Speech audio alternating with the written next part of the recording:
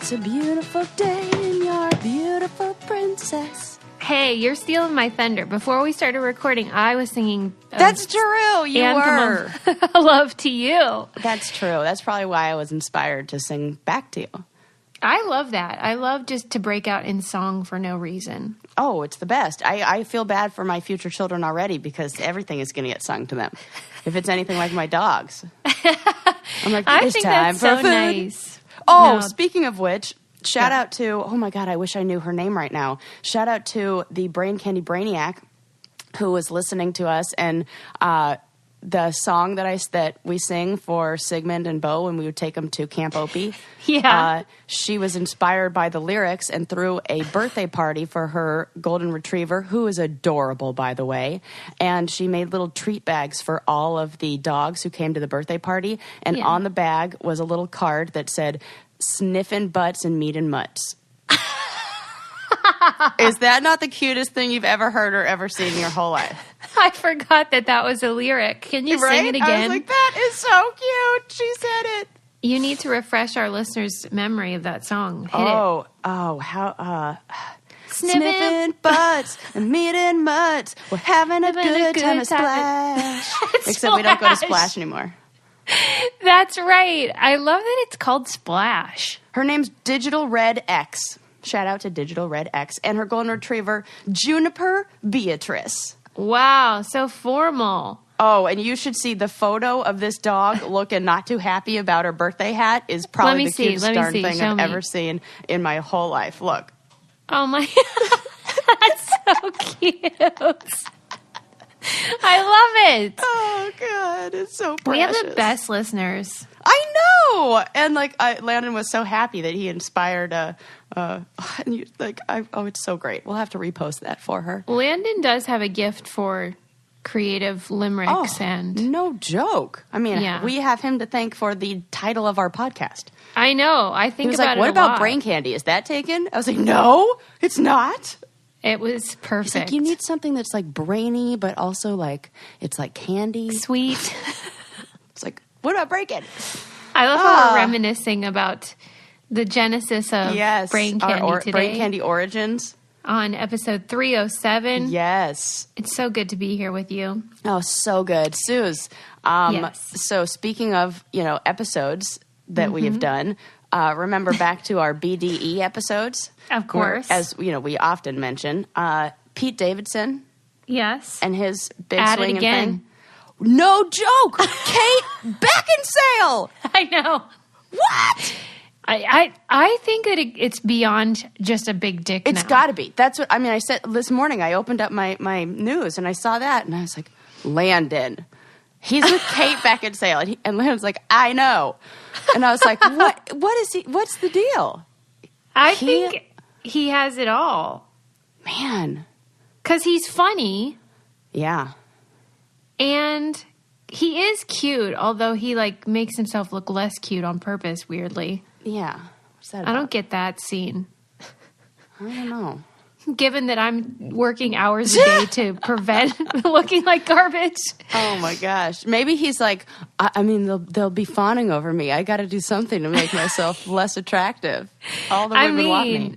And it's not working. 25. Mm-hmm. I didn't know he was so young. Yeah, that's a good point. And she's 40s? She's 45. Good for her. Yeah. She's getting that young dick. Yes. Get after it, girl. I'm not really into young dick myself, but I respect a woman who is. I've never had it. No, that's not for me. I know. Even when I was young, I didn't have young dick. Here's the deal. Me neither. I'm not in the mood to teach anybody anything. I'm not in the mood. Do your own homework. I'm not ready. I provide psychoeducation pretty much all hours of the day for anybody who cares to listen, and even people who don't. And so that's the one place where I don't want to be given any lessons. Yeah, we're booked solid over here. Jeez. Yep. Okay, wait. So, unless you had more to say about Kate Beckinsale, no. I have to talk about this, and you're going to be like, this is ridiculous, and we need a time machine to help Susie get her life together. But You know how I grew up in a fundamentalist home, and so I missed out on years of pop culture, and only when I got older did I kind of like try to catch up on, everything I missed during like the 80s when normal kids would be like learning about life, and I was just like singing Jesus Having songs. Halloween parties. Yeah, and I was at the harvest party learning about how the world is going to end any minute. And so as a result, I haven't seen a lot of the movies that you people idolize. Oh, I can't wait for this. I saw one on Friday last week that like blew my mind, and it's so embarrassing because you've all seen it and told me it's great. But I always thought, how good could it be? Oh, Karate Kid is fantastic. Oh, Karate Kid! Suze, you have to send a text message to Kenny Santucci. Oh my God, I thought of him the whole time. It's his favorite movie of all time. Well, he is Ralph Macchio. I know. I didn't know it was his favorite movie. Well, actually, I don't even know that, but I'm like 99% sure it is. Either that or he just is Ralph Macchio. Tell me how good it is. Well, I don't know. I just, you know what? That makes me think that I have maybe forgotten how good it is because I haven't seen it since I was much younger. Okay. I think and maybe you might you want to like watch revisit it through a different set of eyes as an adult, Well, I thought it was really, like I was on the edge of my seat. Like, so he's like, sweep the leg, Johnny. I just felt like he was like, I think I'm glad I waited until I was a mom too, because I was like imagining that it was my son getting beat up. And I was like, oh my God, is he okay? Sarah, I'm serious. Suze, what other movies have you not seen? Okay, I have not seen... Have you seen The Princess Bride? I've probably seen parts of it. No, it took you too long to answer. You need to see that. Okay, Jaws. Oh, that's an amazing movie. But be prepared to be scared even in swimming pools. Footloose. Oh my! Now I'm actually upset. No, Suze, that's the best one. I've heard God. It's so good. I'm ready to dance right now thinking about it. Not gonna cut. Oh my God, and the soundtrack is so good, and Sarah Jessica Parker's in it. Yeah, I've heard good things for 30 years. And Suze, it's about a fundamentalist, like Baptist can't dance family who's like, nope, no fun, no dancing, definitely having harvest here, parties. Right? Yeah. I was living Footloose. I didn't need to see it. Yeah, but you need to. Now I do. I'm going to make a whole list. I can't. If you thought The Karate Kid was good, I cannot wait till you watch Footloose. This will blow your mind. Me. Woo. I haven't seen Dirty Dancing. Oh my God! This is like, okay, that is a back-to-back one. Well, this is an evening now. Cancel our plans. Clear the schedule. We're watching movies. And like, you know how when you tell someone you haven't seen a film that everyone's seen, they all react like you're doing? Yeah. And so there's almost like this pushback of like, how good could it be? It's not that good. This is my argument for steak at restaurants. Yeah, you're wrong too about that. Or I'm like, it's been so long, I just don't do it because how good could it be? Exactly. Well, on behalf of the Karate Kid, steak is fantastic at restaurants. So funny. So I need Brainiacs to make like a list of all these films that I need to see. Absolutely. And I bet I haven't seen a lot of them on there too. I remember, it's funny with Dirty Dancing, and I react like that only because I also waited a million years to see that. I remember the night I watched Dirty Dancing for the very first time. Let me tell you the story. So Landon and I had so Landon and I were together for like 2 years, and then we decided to move in together. And that lasted for all of about 2 months before I was like, I do not like this. I want my own place back. And so I decided to move out. And so I got myself an apartment, and I was like in the process of moving. And then we ended up breaking up. And he was like, this blah, blah, blah. Because, me moving out, pretty much the first step towards us breaking up. And don't worry, guys. We're together today. We're married. Yeah, happy ending. So, spoiler alert. But... okay, so he breaks up with me. We break up, whatevs. And I, have my apartment but there's no electricity turned on, no nothing. And I was like so upset that night. I was like, I'm leaving. So I gather all my stuff in trash bags. I have all my clothes in trash bags. I think I left everything else there. Go to my new apartment with no electricity, no anything turned on yet. And so the only thing I could think to do is like, okay, well, I'll just charge my computer enough and I'll download a movie and I'll just watch a movie. So I go to a coffee shop that offers free Wi-Fi. I download Dirty Dancing because I had never seen it before.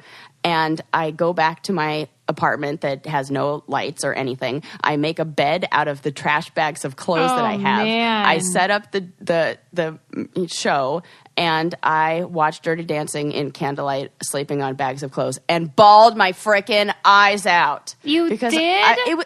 Yes, because, oh my God, it's so good. Don't and tell also, me. I had just been broken up with, Suze. I was heartbroken. Oh, and it was like yeah. the perfect movie to watch for that. Oh my God. It was great. It was actually a lovely evening. Looking back.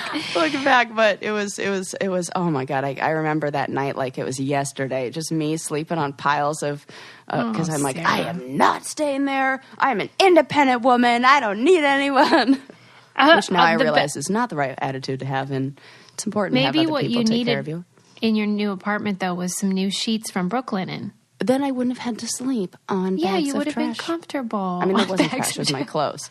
But you know, If you have an apartment or you just want an upgrade on your sheets and bedding, Brooklinen is the perfect option. You can go online and you skip the middleman, and so you get these luxury 5-star hotel sheets, you know, the ones that you don't ever want to get out of, but for a fraction of the price. And they have 1 million 5-star reviews, so you don't have to take my word for it. And you can mix and match patterns. You can buy them like separate, so you don't have to buy that whole set. Brooklinen sheets are so soft, and they get softer the more you wash them too. I just got a new set for my son's bed. He loves them. Our Brooklinen sheets are the best, most comfortable sheets we've ever slept on. And now it's the time for you to get an upgrade. Brooklinen.com is giving an exclusive offer just for our listeners. Get 10% off your first order and free shipping when you use promo code BRAIN at brooklinen.com. Brooklinen is so confident in their product that all their sheets, comforters, and towels come with a lifetime warranty. The only way to get 10% off your first order and free shipping is to use promo code BRAIN at brooklinen.com. That's BROOKLINEN.com. Promo code BRAIN. They're the best sheets ever. I could use some new towels, come to think of it. I could use some new sheets to come to think of it. Really? Yeah, What are you waiting for? I don't know. I should get some. Are you one of those people that does like different colors of bedding Yes. for like the different time of year? Yeah, but I only have 2 sets, and one of them's getting a little, well, since we Okay. started letting the dogs on the bed. You know what? I'm all for that. Me too. Who am I I kidding? know I shouldn't say that. People get mad. I love it. Why do people get mad? I don't know, but people have really strong opinions about children and pets in beds. Well, I mean, I can sort of understand the children one because at a certain age, but then that's a cultural thing too because some people have their kids in bed till they're, old. The only thing is that it affects the marital relationship. Yeah. Like if you never get alone time in there. Yeah. Yeah, I get that. Yeah, but like, I'm always glad when Lincoln wants to snuggle. Yeah, who wouldn't be? Oh my gosh, I'm so happy. I'm like, please snuggle me. What's that chemical that gets released when you get hugged? Oxytocin. Yeah, man. I love that stuff. Yeah. It's I so need good. that. It also happens when you pet dogs. So we're both getting it. Really? Yep. What about cats? Oh, good question. That is Probably. Googleable. I'm going to need to look that up. It's Googleable. Oh, my gosh. We'll allow Does it. petting cats. Yeah. While you look that Anyway. up, I have a question for you. Yes. Okay. There was a little video clip that kind of resurfaced the other day, and it was of Maya Angelou.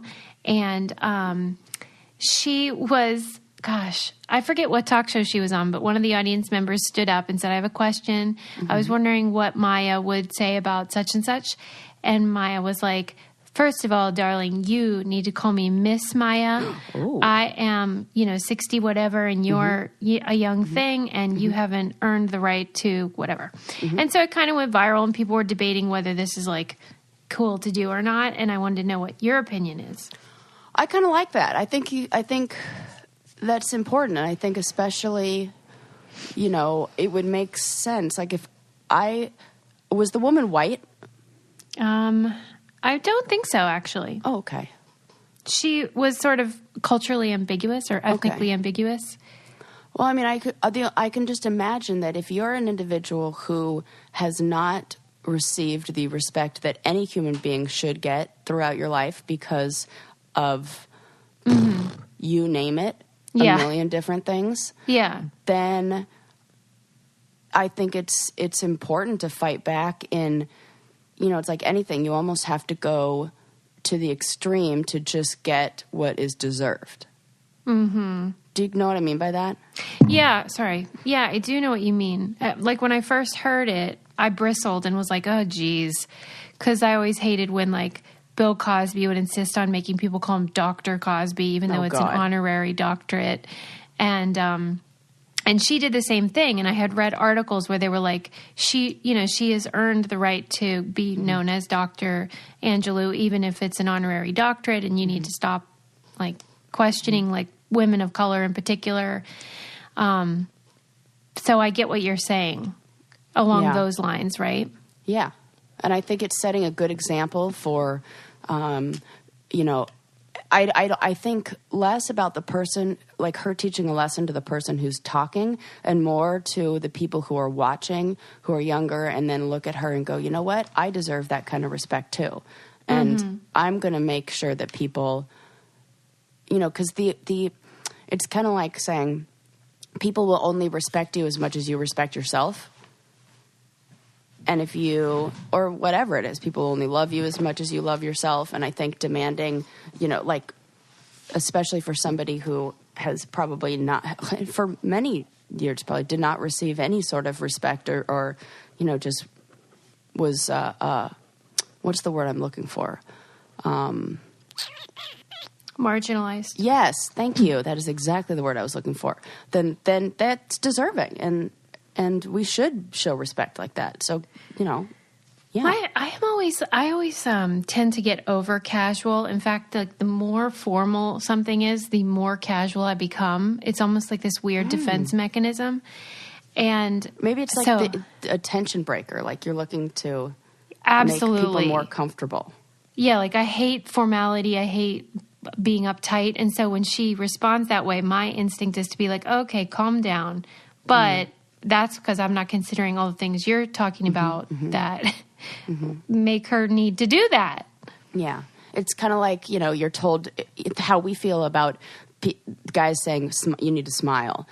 And like one minute, you will fight back. Yeah. Like, here's why I don't, go into this whole lecture on it. Yeah, good point. And because we felt like that's somebody else who's telling us how we should feel about ourselves, what we should be like. And in a way, it's kind of like those similar feelings.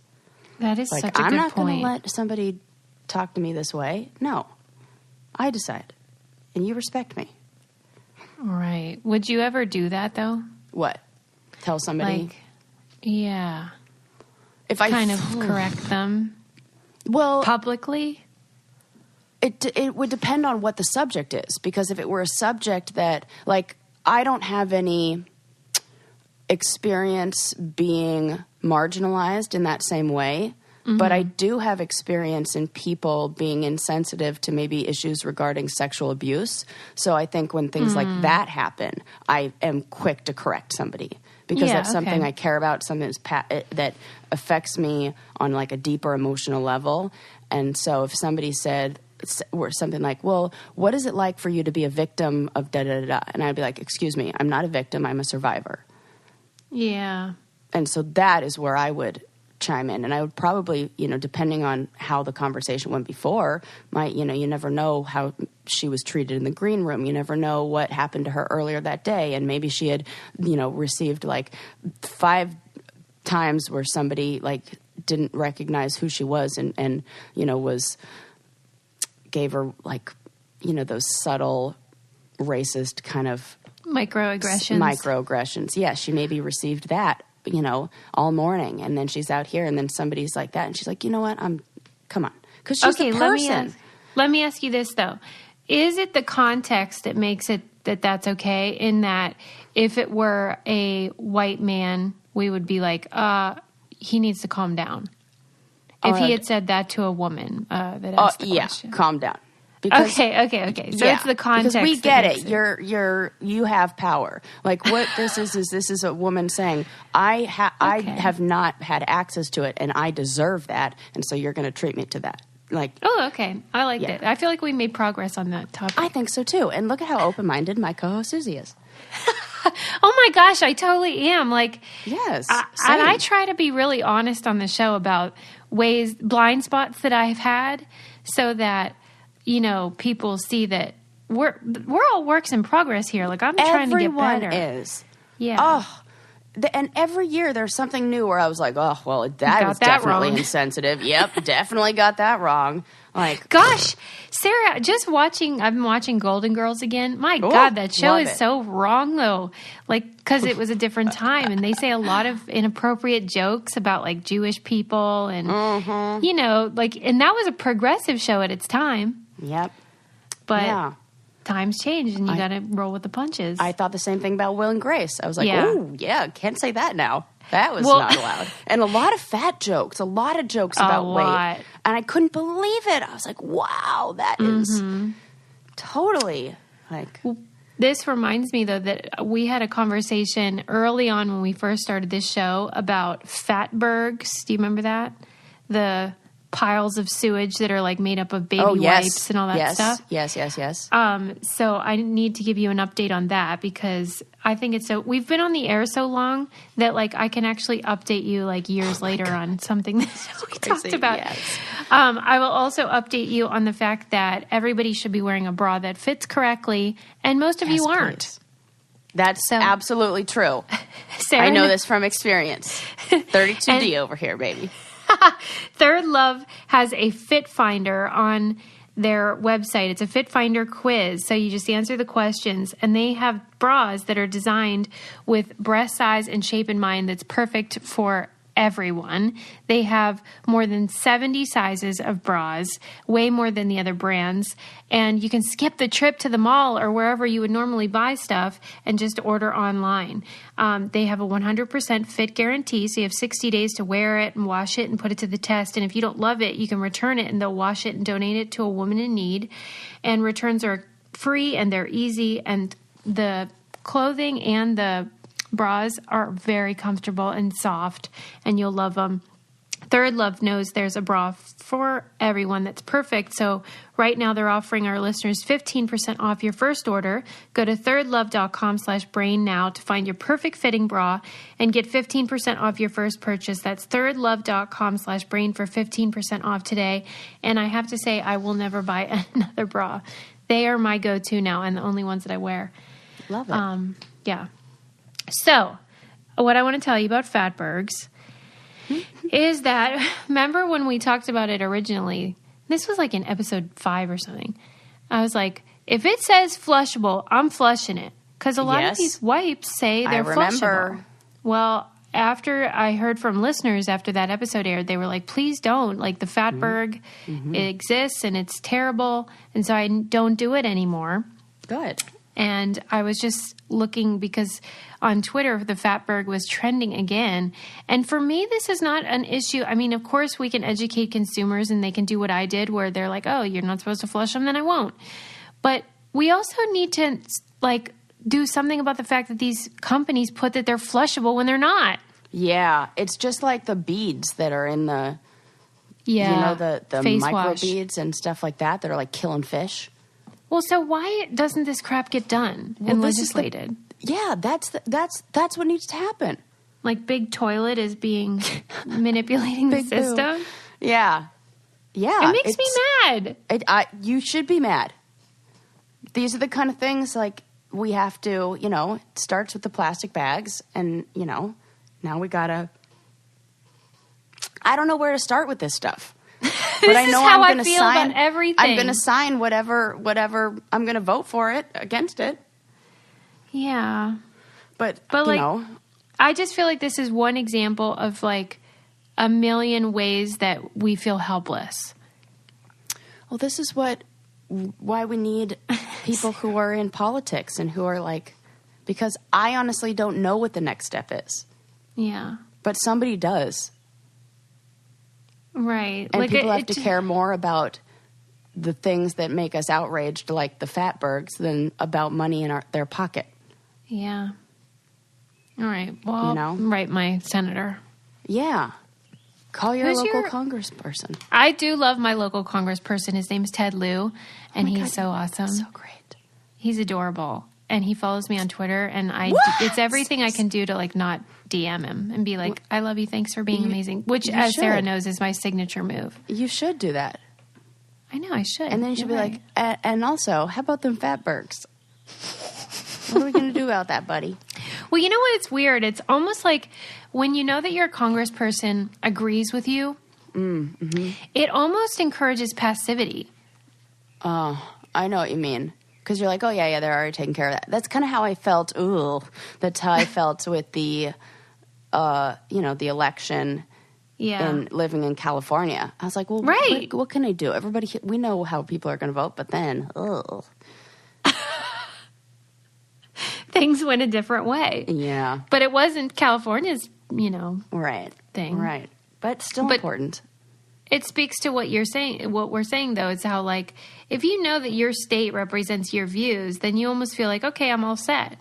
Mm-hmm. And so it can be encourage, like I said, passivity or just apathy or whatever. Well, that's why you have to care about local politics. Amen. Because that is where it's really, really important. Because you can think, oh, well, California, yeah. But I was living in Orange County, where just until this year, Dana Rohrabacher, who was like a fuckhead, sorry, Linda, but actually not sorry, and he's now out, because people started going, oh God, I think I do need to vote for that. I think it does matter here, because they're the local ones are the ones who are going to affect like those policy changes and things like that in your area. Yes. Good School reminder. Boards, yes, please do your research. Oh God, it's so important.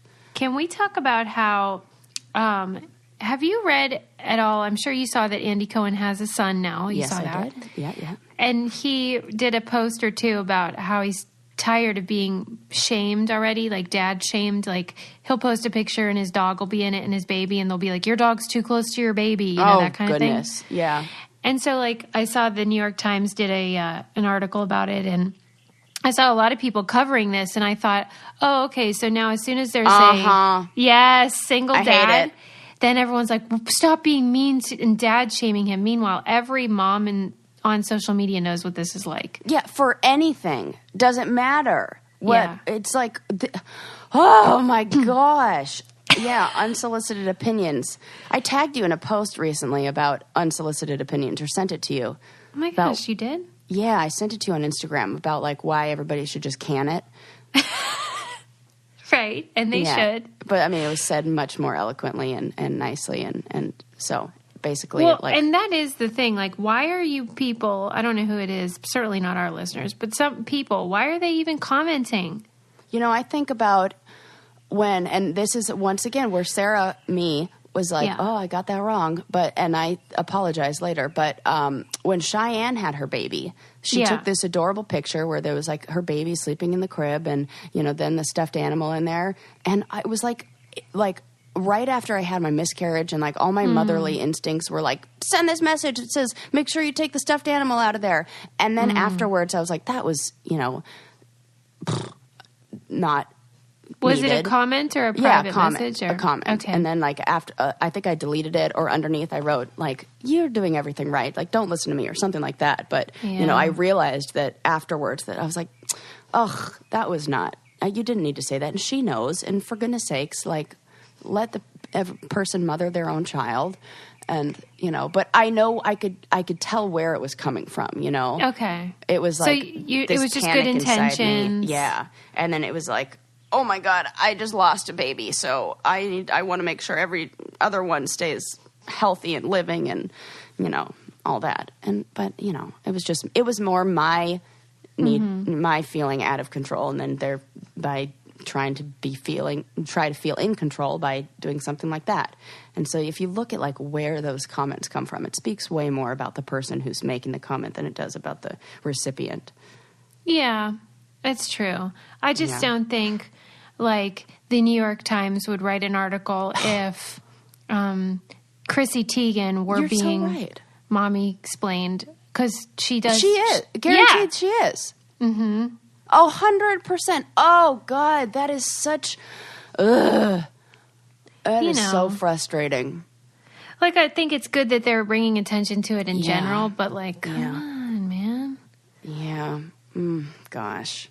But I do get annoyed when people comment stuff like that, because it's... I hear about this in the fat phobic arena where people pretend like, I'm just worried about your health. Right. And so they'll make comments about somebody's body.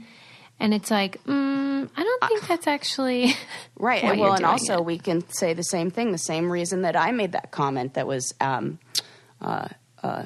unnecessary is, maybe that person is feeling out of control about their own weight loss journey or their own relationship with food. So they are going to project by commenting on somebody else's, or they're going to try to feel better about their own, struggles by commenting on somebody else's. Yeah. I just thought it was interesting, and I was like, oh, okay. Oh, yeah, it really is that good old I'm rubber, you're glue, whatever you say bounces off me and sticks to you. I know, that's so hard, though.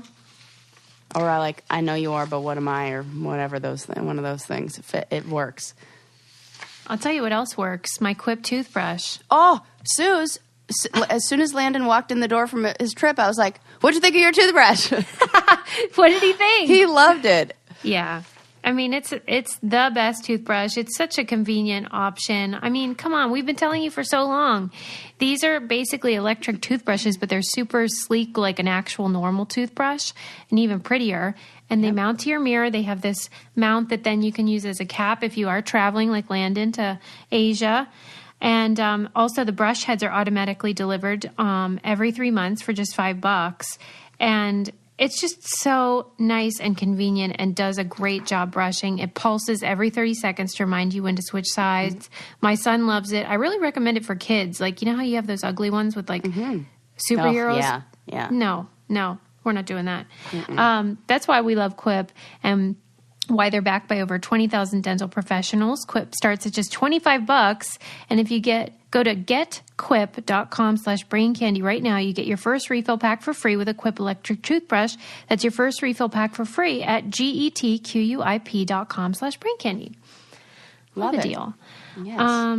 Okay. I do love changing that brush head and brushing the dirty part with the brush. It's great. I love it. It's what, you know how you just said, like, when you commented, it was because you wanted to be in control or feel in control. That's kind of how I feel about tasks like that, like cleaning out my toothbrush head. Yeah, or totally. It helps me feel in control. Yeah, the world is chaotic, but at least my toothbrush is clean. That's how I feel about organizing every drawer, labeling things. It's fabulous. And those small victories make a big difference, I think, in your life. My mom always used to say, your life is so daily. And I never really knew what she meant, but it's about how, like, a lot of what we do is so repetitive. But if you can make it pleasurable, it's really nice. It's a good lesson. That's why having, with something that you use every day. Yeah. A toothbrush, bed sheets. Yeah. A water bottle. A bra. Like, make it nice, because that is part of self-care. I was watching just a clip of Marie, how do you say her last name? Kondo? Kondo. She was talking about her morning routine and how, she likes to have some tea in the morning.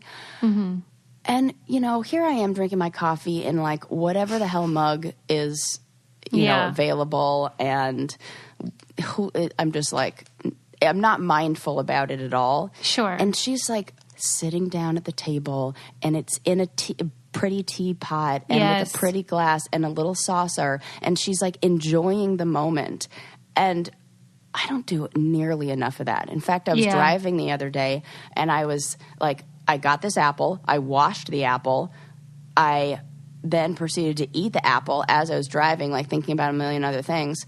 This was chewing, and I'm like, what the hell? I ate the sticker. You didn't. And I realized that I washed the apple with the sticker, started eating half the apple, and then still didn't realize the sticker was on there. I'm like, man, if this isn't a lesson that I need some mindfulness in my eating, I don't know what is, because I'm eating the wrapper. I'm not even paying attention. I think the other day I bit into the foil wrapping on like a Chipotle burrito too, and I'm like, Sarah, you need to slow down. You need to be mindful and enjoy these things, because your life is going by. Yeah, you know, that's hard to do. Make the daily routine a little more enjoyable. Yeah.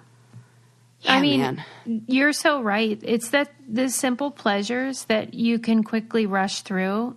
If you don't and take the time, it will improve your quality of life. Yeah. I mean, that's really it. It's just little, 5 minutes of mindfulness. And really, 5 minutes of me drinking my coffee in the morning in like a nice mug, sitting down in a comfy area of my house, just peaceful, without like looking at my schedule or scrolling through Instagram or, checking Amazon or whatever it is.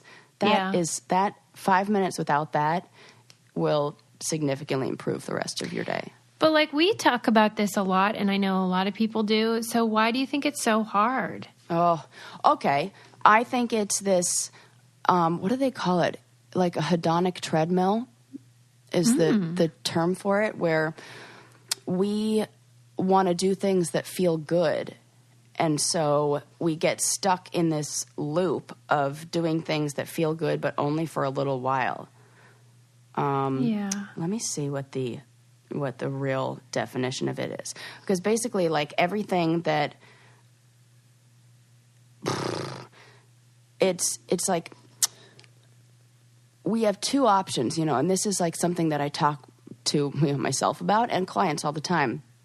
And it's like, you can invest. It's kind of like in putting money in the bank. You don't just like wake up one morning after putting a little bit in there and there's a bunch of money in there. It's like slow investments over time. And it's the same thing where enjoyable activities, we want a quick payout. We want something that's going to feel real good real fast. But most of the stuff that feels real good real fast does not sustain us long term. And it's a quick high followed by a quick low. And it's like, despite like really positive things or really negative things, we all kind of return back to this state right in the middle. And the trick is to find these things that don't create such big shifts, big highs or big lows, more like steadiness. And right, but that's not as appealing to the brain. Right. It's not as appealing. Yeah. Anyways. Our brains are working against us. Yeah. Sometimes it feels like that. I have to find out what the real definition of that hedonic treadmill is. I love that phrase. Yeah. I want to get on a hedonic treadmill. It sounds so fun. Oh, that's funny. Yeah. Hold on. I had something I wanted to ask you. Oh, I had read this article about, I never thought about this, but like IKEA had put out a catalog in Israel that showed, ultra Orthodox people in their homes, with their IKEA crap. And there were no women in the catalog because, it's like awkward when you have extreme ultra Orthodox traditions, Interesting. But they got sued by a women's group because it was like, women are allowed in houses. In fact, they kind of like run the show. And girls, there were no girls either. It was just little boys and dads. And they got in trouble for that. Yeah, and I thought that was a really weird thing. Like, I know IKEA has to sell their chairs and stuff, and I guess I never thought about how they handle cultural situations like that. But apparently they don't handle it well because they're in hot water about it. Except they were the first ones to do, gay couples. Gay people. Yeah. Maybe just in certain cultures, though. Maybe that they're really trying to cater to whatever the local market is, whether that be either side of the spectrum. The article was saying, though, how, women in Israel that live in these communities aren't represented in any of the advertising. And so it's really difficult to be somebody who is erased from... Yeah. When we say representation matters? Yes. It's like this is an extreme example where you're just erased altogether. I was talking to my aunt about this, she was going to a women's group, and she was like, well, I've never gone to one of these. What do you think we should talk about? It's all women who are like my age or a little bit older. I said, how about talk about visibility in the media and visibility and all that? Because what does it feel like to be an older woman and not be represented anywhere? And she was like, oh, my God, that is a thing. I do feel like that. And I was like, talk about that. That'll give you 2 hours, if not more, of material. There you go. It's true. And you probably get used to it, but then when someone calls your attention to, you're like, this is BS. To real quick go back to answer the question, what is the hedonic treadmill? It's the tendency of a person to remain at a relatively stable level of happiness despite a change in fortune or achievement of major goals. So basically, as a person makes more money, expectations and desires rise in tandem, which result in no permanent gain of happiness. So we all have basically a set point. So it doesn't really fit what I was talking about, but in a little bit, it's important to know that we all kind of have this set level of happiness, and it doesn't matter what we do, what we achieve, or what we lose. We all kind of return to that set point. Really? Yeah. It's like regress to the mean, but as a human. Good and bad fortunes may temporarily affect how a person is, but most people will end up back at their normal level of happiness. Dang. So maybe that's what we try to do. We try to do these quick fixes to somehow change that level of happiness. And we think, but I do think that those big changes, whether it's big gain, like a big, all of a sudden you get a bunch of money, or all of a sudden you lose a job or whatever, those big changes maybe make us return to our stable level of happiness, but small changes over time could adjust that happiness. Right. Like being more mindful. Yes, or finding that's joy in the right. little things. Or because we know the things that do improve happiness are those acts of kindness towards others, practicing gratitude. And there are a few more, but envisioning your best future self, and I can't remember what the last one is. I think there are 4. But anywho, so I'm trying to tie in the term I used. One thing that I've really bought into, like in terms of what can add joy to your life, is that idea that you should invest in experiences, not stuff. Yes. So like we've been doing more traveling, and like, I went to see Billy Joel, and even little stuff like just around our local area of like, we're going to go do something active today. Suze, I saw you go rock climbing the other day. Yeah. Get after it, girl. You look great. Yeah, and it was so fun, and it was something different, and it just felt way more memorable than whatever you would normally do with your Saturday afternoon. That's so great. Yeah.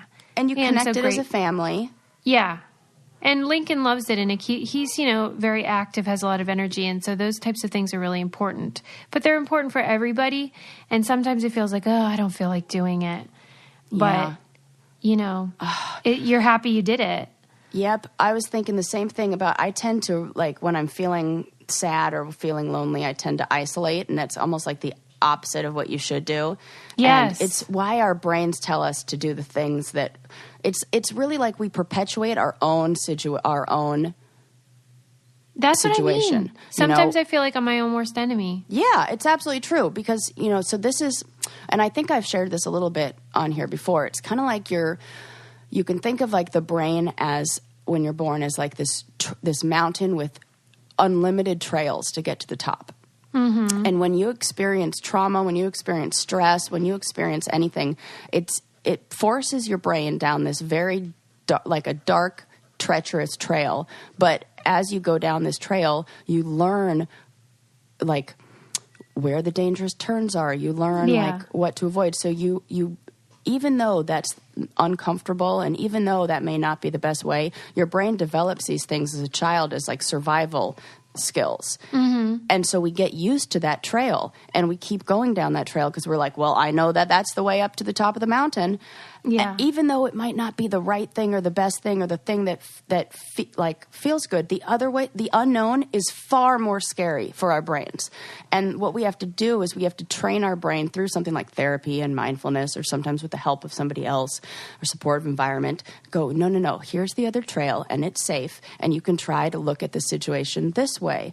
And it feels really uncomfortable at first, and people tend to just fall back into old patterns and old habits until you train that part of your brain, and until that trail becomes the one that is the most, used and most worn down and the most ingrained in the brain. But you have to almost like create new paths, and they're like new neural pathways, because the brain just goes, oh, well, this reminds me of this time and this is how we handled it before, so let's do that again, even if it's not the right way. And it's for every single little tiny thing, maybe not some huge big stressor, but even the little stuff. And so we have to learn that sometimes what feels uncomfortable is not, it just feels uncomfortable because it's not how we've been surviving our whole life. And I saw this the other day when I was feeling really sad and I was feeling, like lonely, and Landon was gone, and I was just thinking about a whole bunch of stuff.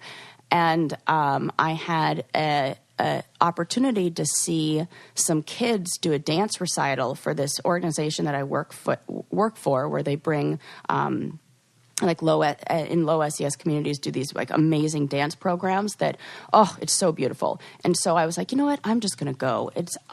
It'll be fine. Like I already committed, no, like there aren't really anybody else from my school going. So I went, and it was so beautiful and so moving. And I connected with so many people and felt like humanity and love and connection, and I cried, and everybody cried, and it was so sweet, and the kids were so amazing. And I got to like see these kids that I work with, in a more like clinical setting, doing the things that like bring them joy. And I was like, okay, thank you, universe, for giving me this lesson.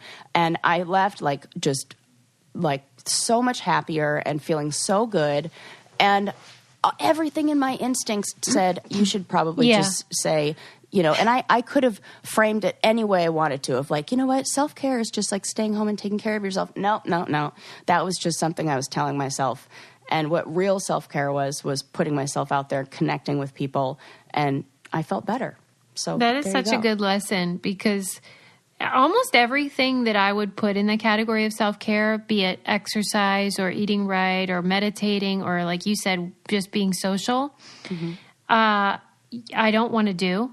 Yeah, right. But is necessary and important for me to maintain a whole holistic approach to wellness. Yeah. So people mistake self-care for, I'm just going to do what I want. Right. And it's not that. No, you should do what you need. Yes. I think about this, like I bought a like daily journal for like mindfulness and gratitude, and I've only done like 2 days worth of it, and I'm like, I don't want to do it, but I know it's what I need. Why that's what I should be doing with my coffee. Have a nice cup of coffee in the morning. That's a good idea. Get my journal out. There. Now I've put it into the universe. I've said it to you people. Now I have to be accountable. Another aspect of wellness that you should not forget is vitamins, and most of us do, and most of us don't get the vitamins we need in our food because we're, eating the stickers off the apples like Sarah. God, so weird. And most people aren't getting the nutrients that they need. So the way that you can fill in those gaps is with ritual vitamins. They're really tasty. They smell like mint. They taste like mint. They don't make you sick in your stomach. And they give you that D3 and the omega-3 and all of those things that women's diets need, but aren't always, found in like our thing of chocolate that we keep by our bed. No, just for example. And it's delivered right to you. Yeah. The subscription is easy to start. It's easy to snooze. And it's $1 a day to have all of the essentials that your body needs. Better health doesn't happen overnight. And right now, Ritual is offering our listeners 10% off during their first 3 months. Fill in the gaps in your diet with Essential for Women, a small step that supports a healthy foundation for your body. Visit ritual.com/braincandy. Start your ritual today. That's 10% off during the first 3 months at ritual.com/braincandy. And Sarah, we have a guest today. Yay! I had a fun time interviewing Kate Quinn. She wrote a wonderful novel called The Huntress. If you are in the market for a book about badass bitches, yes, as I call always, them, then you will love this. The Huntress is a historical novel. That's what Kate specializes in. And she writes about these female Russian bomber pilots. Woo! And it is like, oh, okay, I definitely want to be a bomber pilot now. Just at least for the cool jacket. I know. And like these women really existed and they flew a gazillion times more than the men and were like total badasses. And I never even heard about them until this book. These are the stories that I want to hear. It's so cool. And then, you know, this is a mystery and you want to know the whole, it's like page turner. And she writes from 3 different points of view. So each chapter is from a different point of view and it's really fun to read. And I'm not even a fiction gal and I really liked it. But I wanted to talk to Kate about her writing process, how she managed to write from 3 different points of view and keep it all straight, and why she wanted to write about these badass women. So welcome to the show, Kate Quinn. First of all, ma'am, congratulations on the Huntress. How you feeling? Mostly I'm relieved because I swear to God that book nearly killed me. I was going to ask you. I'm relieved to have it done, and I'm really, really happy that the first reactions, at least, fingers crossed, have been good. Oh my gosh, it's fantastic. I really was wondering, though, if, like, you're nuts because there are 3 timelines, and just that alone made my head spin. Like, how in the heck does a person even begin to do that? Well, apparently my subconscious decided after the Alice Network that, 2 timelines was not enough, and I really needed to stretch myself. So 3 timelines would be a great idea. And after I had this, after I was delving in and writing away, I told all my writer friends if I ever had another brilliant idea like this again, they should chain me in the basement until it went away. And my subconscious decided to have kinder, more useful ideas. Oh my gosh! Like, at what point were you like, "Oh no, I'm in too deep, and I just have to do this"? Probably at about 1/3. I was thinking at that point, I loved all of my people and my timelines, but I was thinking, how am I going to make this even remotely actually book length? And the answer to that was a whole lot of cutting. Oh, really? Oh, yes. I must have cut about 60,000 words out of this book, and that literally was just the product of a whole lot of judicious trimming and, well, a lot of work in the editing stage. Oh my gosh, I cannot even imagine. I mean, it is phenomenal, and for the reader, the 3 timelines is such a treat, but I just was thinking of you and how laborious that seemed. But we're grateful that you did it. Thank you. And I was just curious because Alice Network was obviously such a big hit, and I just wondered if that was freeing to you because now like you have an audience, or if you felt like now the pressure's on and this is scary. What were you feeling? Well, I was actually rather lucky with this book in that I had already sold it to my editor and hashed it out with them, what it was going to be about and what it was going to look like, well before the Alice Network, I think, was even published. They had picked up this book already. So by the time Alice came out and then had its really unexpected boom with the Reese Witherspoon Book Club, this book was already, I was already well into writing it. Yeah. And so those voices were established, the characters were talking to me, and that was a big help. It meant that I really didn't have to second guess myself of what was I going to write next. I already knew. So I will say that was really quite useful. Yeah, that's a good point. I hadn't thought of that. But yeah, because do you think that would have changed the way you approached it? Yeah, I probably would have been more nervous. Absolutely. Really? So it doesn't make you feel more confident and like, okay, everyone loves me, so it's fine. No, not at all. If anything, it just makes you think I have to make this book even better. And I already had that reaction pretty much to any book I write is whatever I write next, I feel has to be better in some way. It has to stretch me. It has to do something. Right. So this probably just would have added even a little bit more tension to that particular feeling. Whenever you decided to do this, was it your intention? Like, is your thing badass women? Is that like your thing, or is that just coincidence that both books have these awesome characters in that way? No, that's what I look for. It's my joke, and really it's not even exactly a joke, is that I look for the kind of women who, historically speaking, are so involved in something so cool and so, gobsmackingly great that you can imagine them, striding along in slow motion in front of an explosion in a movie trailer with Sia's Unstoppable playing in the background. That's the kind of feeling I want to have when I read about them. And that's the kind of person I want to find when I'm looking for a new heroine. Well, so how did you discover that the Russians really did have these all-female bomber groups?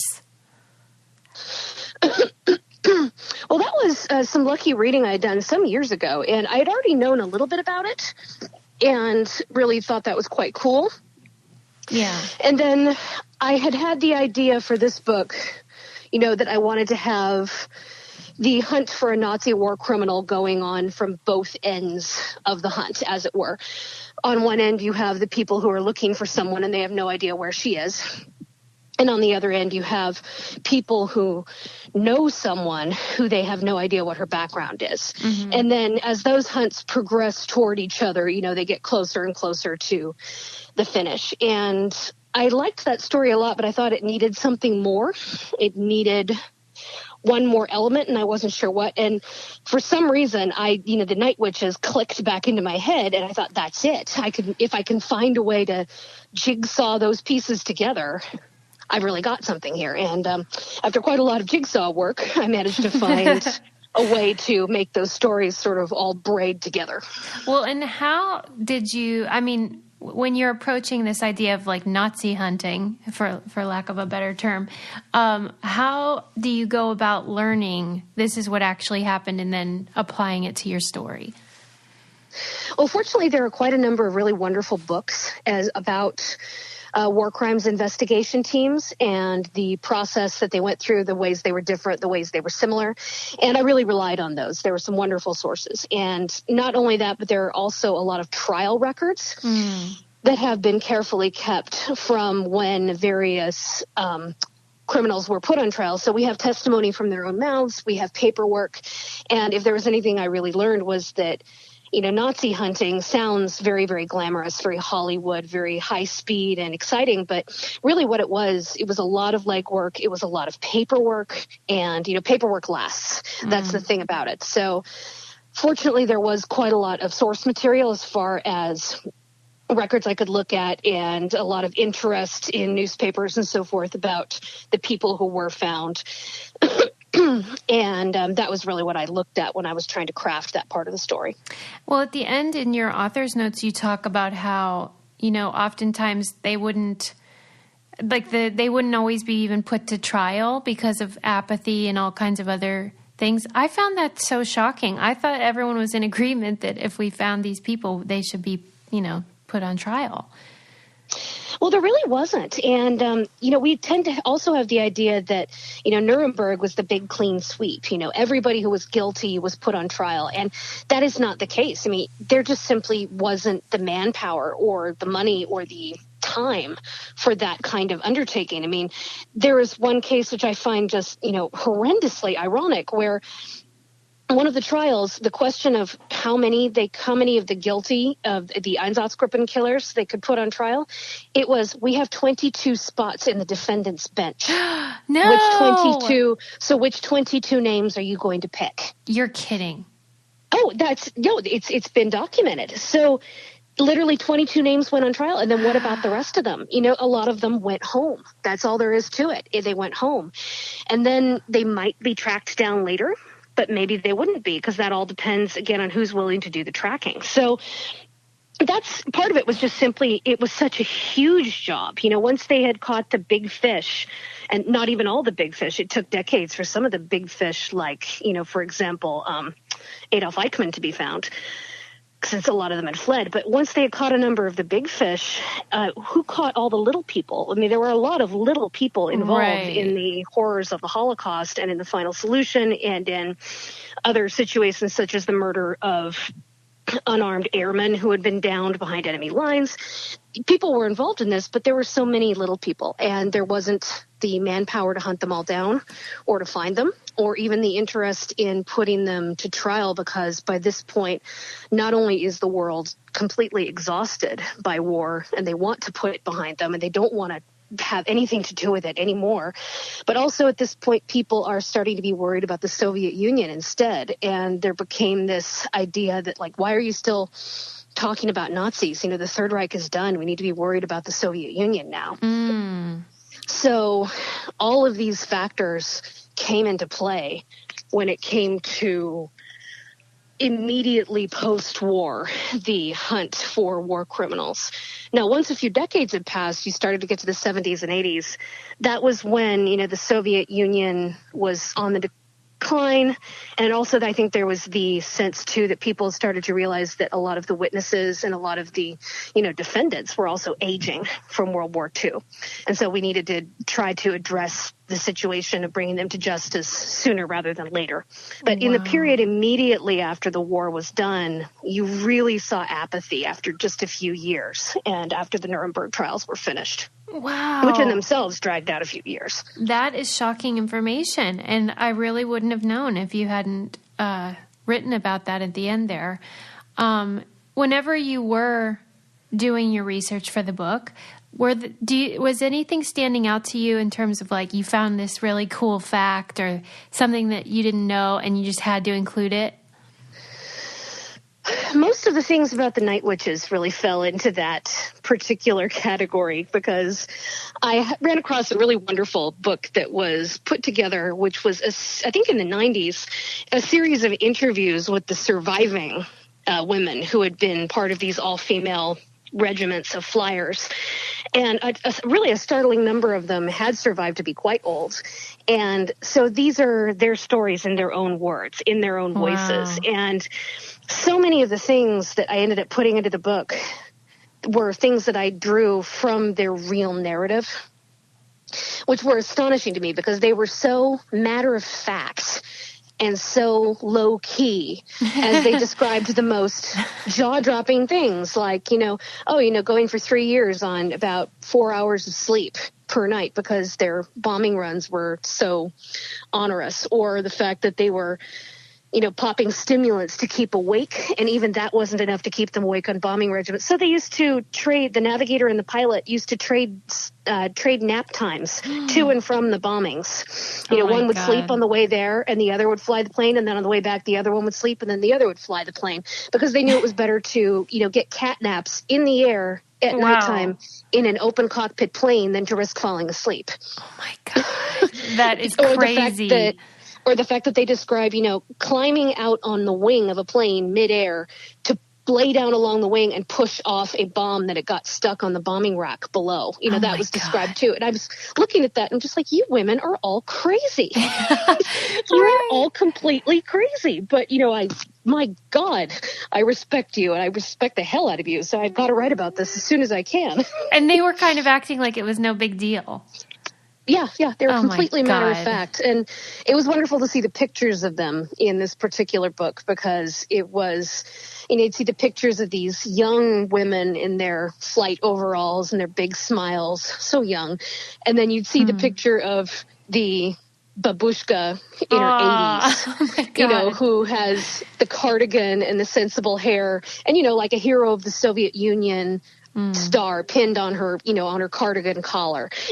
Wow. And it was just, wonderful juxtaposition. What a cool story. And there was a point in the book where the woman was saying she had gone on hundreds of these bombing runs, and the males they were only to do a few. And was that accurate, where there's like a huge difference between what the women were doing and what the men were doing? Yeah, there's no doubt about it that the women were very, very driven to improve their record at any cost. And it was true that the men used to tell them, it's like, you better slow down. The more you fly, the less likely it is you're going to live. And, they weren't wrong there. They had a lot of casualties. But the women were very, very fierce about their record and persistent that they had to be perfect, to be able to be allowed to do what they did.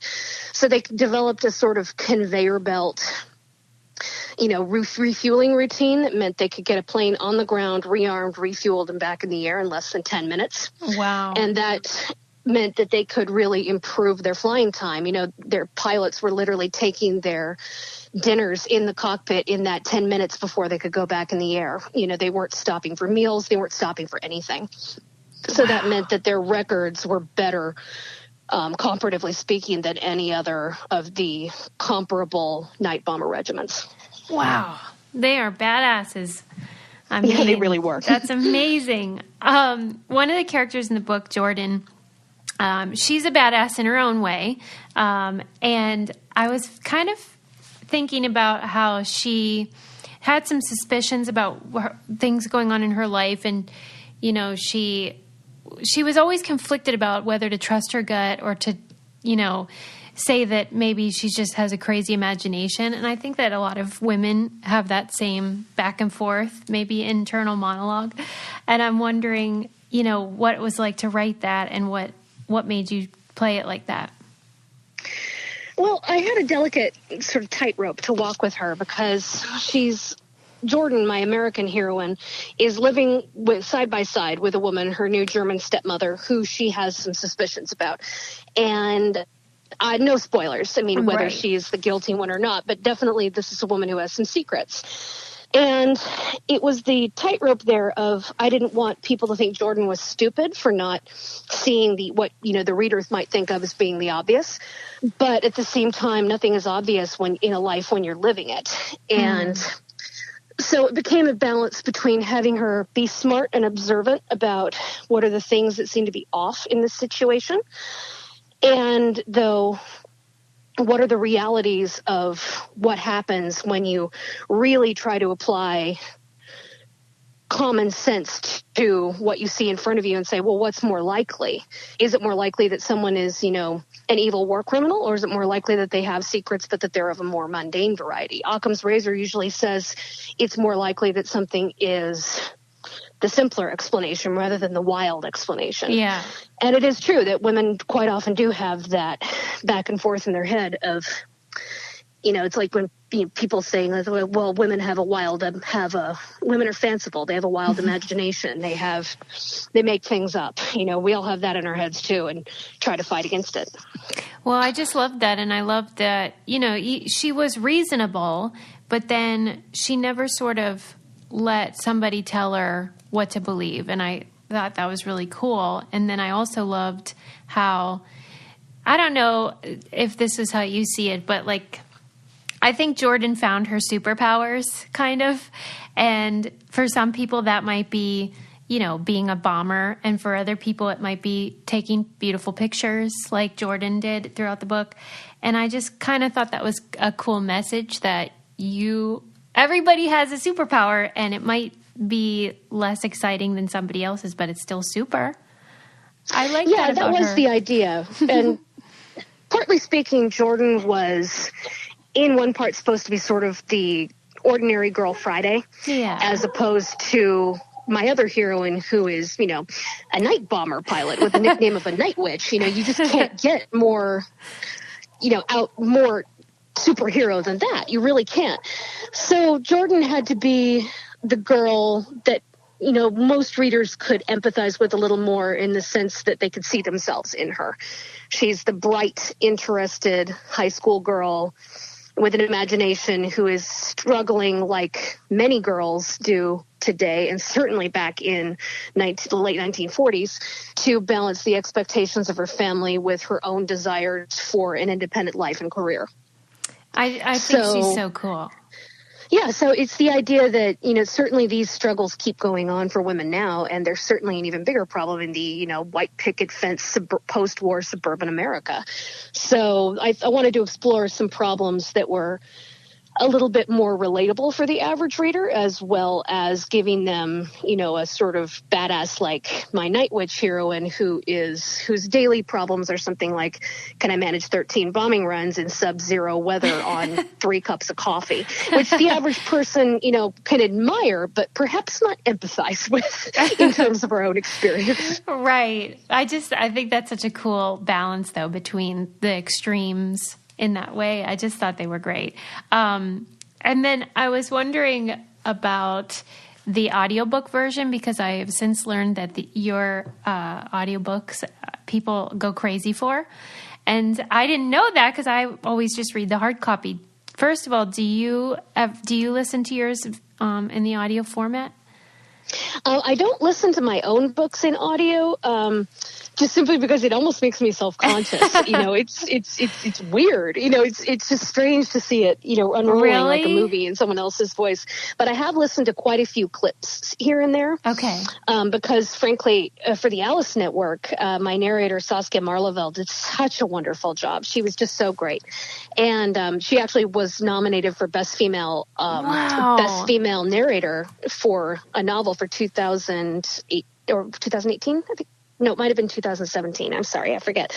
But anyway, that's basically the equivalent of the Audios are the equivalent of the Oscars, but for audiobooks. So that was a really great thing. And I'm really delighted that Saskia is also going to be narrating the Huntress, and actually I think has already completed her narration work on that. That is so cool. Because I know she will do a great job on that. And the minute I had this book done and people started talking audio, I was emailing Saskia and asking her, how's your Russian accent? Please tell me you can do one. And she said, my Russian accent is terrific, and I hope I can do your next book. And she said, I will beg for you if you have any room in your schedule. Unfortunately, she did. Wow. And is that typical that the author can maybe weigh in about who should do it? I didn't choose Saskia originally. I didn't know her, but I think I'm trying to stretch back. For the Alice Network, they sent me a couple of different audio clips, one for her and one for the other narrator who was a possibility. And they asked if I had any input about which one I liked better, and I liked her voice better. The other one was also wonderful, but I just liked Saskia's voice. So I said, hey, if we can grab her, I'd love that. And that turned out to be fine. And then I actually met Saskia at a event in New York City where we did a nice panel together about, how to do a book and how me from the writing end, her from the audio end, and she was delightful. So we kept in touch after that. And then by the time I had the Huntress done, I was very insistent, and I weighed in as soon as I could about please, let's get her back if at all possible. Do you ever worry the audio makes a difference a lot to people? Yeah, and people just went so bananas for Alice Network and the audio format, so I was just curious about it. And I wonder, if I were the author, whether I would be fearful that the narrator would read it differently than I wrote it, intonation or whatever. Does that cross your mind, or you just trust the process? You worry about getting a bad narrator. I mean, one that's not very good. But if I have a good narrator, I trust them. And it comes down to, of course, they're going to make some different choices maybe than I would. But, on the other hand, I'm not an actress. So I know that the choices she makes to bring a book to life are probably going to be better than the ones I would make if they asked me to read my own book aloud. So I'm willing to, trust her with the process and trust her own process and see what happens. That's so cool. And are you the kind of gal that'll rest on your laurels, or are you just diving into the next thing? I am diving into the next thing. I mean, I'm getting ready for the release of the Huntress, but I'm also quite deep into a new book, at least the opening stages of it, and have a whole lot of research. And I'm looking forward to getting back to that as soon as I'm done with some promo stuff. Is there a stage of the process from, inception to conception to the promotion of the thing that's your favorite? I like the stage when I'm just when I'm doing my first draft and drafting along and enjoying the process without needing to worry yet about how long it's getting or how it's, any plotting process, hopefully if it's going smoothly. I enjoy that part. And I do enjoy the first stages of editing when I'm sort of smoothing my own stuff out, because that's not as terrifying as a blank page. You just have pages you need to smooth out and, hone and polish, and that's fun too. But, deep editing stage can be scary, especially if you realize there are big problems that you need to fix, and there almost always are because nobody's perfect. And the initial stage when I'm trying to research and sort of bash a project together to try to make it fit into an actual story and not just sort of a vague collection of ideas that might be interesting. That also can be a little on the hair-raising side. Yeah. But I do like drafting, and I first stage drafting when it's flowing smooth, and I do like first stage editing. Right. So maybe like the most creative elements are the most fun and the least businessy, maybe. Yeah, and there is a lot of business about being a writer, just the promo stuff and all kinds of the technical things about bringing a book out. And I'm very grateful for this job I have. I never will stop being grateful. It's a wonderful job, but it's not to say that it's all just sitting in a cozy, bustling little cafe in my black turtleneck waiting for the muse to strike and, sipping my perfect latte. And, it's all looks like, something in a movie, because it's a lot of hair tearing in there too from time to time. Well, we're grateful that you do it, and the book is tremendous, and I hope you get nothing but rave reviews and everybody just doting praise upon you. Well, I hope so too. Although, that's never the case. Every book will have naysayers, and everybody's entitled to their opinion of whatever they read. So if they don't like it, I hope they will be kind and move on to something else then that they do like better. And if they do like it, I hope they will write me a nice review. And then, hopefully buy 5 copies for all their friends and family for Christmas. And I'm not worried. I know that our listeners are going to love it, and I loved it. So congratulations on another wonderful book.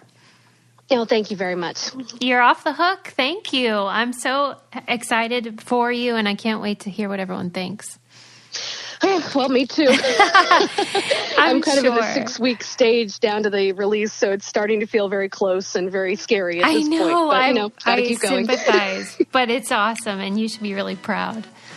Well, thank you very much, and I'm really glad we could do the podcast today. Yay. I'll send the link when it's up. Thank you so much, Kate. All right. Thank you. Have a great day. You too.